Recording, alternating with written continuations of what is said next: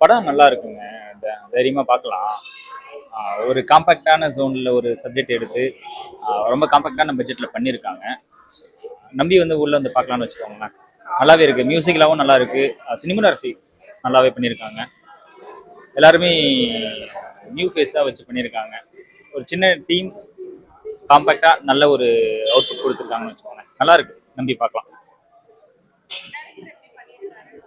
Direction madam நல்லா work பண்ணியிருக்காங்க. சப்ஜெக்டா ரொம்ப ஒரு மைனூட்டான ஒரு சின்ன நாட் தான் எடுத்திருக்காங்க. ஆனா அதை வச்சு நல்ல ஒரு ஸ்கிரீன் பிளே பண்ணியிருக்காங்கன்னு வச்சுக்கோங்க. தைரியமா பார்க்கலாம்.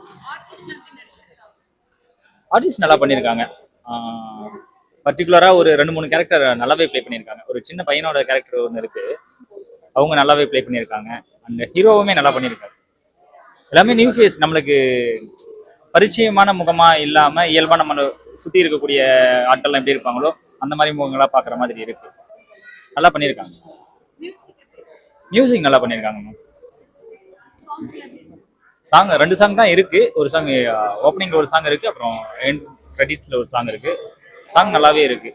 த்ரோட்டா நம்மளுக்கு பேக்ரவுண்ட் ஸ்கோர் நல்லாவே சப்போர்ட் பண்ணியிருக்கு படத்துக்கு.